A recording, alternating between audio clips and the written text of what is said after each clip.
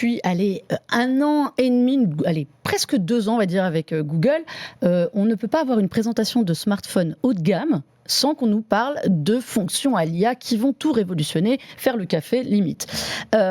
Xiaomi, paradoxalement, a été aussi parmi les premiers à nous parler d'IA qui arrivait. Et depuis quelques mois, rien.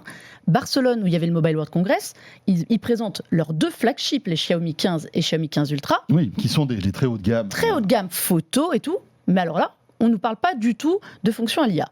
Ils ont dit, nous, on veut montrer que on ambitionne d'être le numéro 1 en photo sur smartphone. Si on doit parler IA, on en parlera à travers la photo. C'est notre argument. Mais en fait, quand on creuse un petit peu et qu'on leur demande, ils disent, mais non, on a aussi fait des études en interne auprès des gens, des clients potentiels.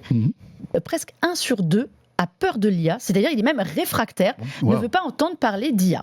Nous, c'est notre quotidien. Donc parler de l'IA, on en connaît les bénéfices et les inconvénients, les dangers aussi, mais pour des gens qui ne sont pas aussi... Oui, bien sûr, que nous, ce qui représente l'immense majorité des gens. Exactement. Eh bien, ils ne savent pas. Et donc, ils ont fait des études.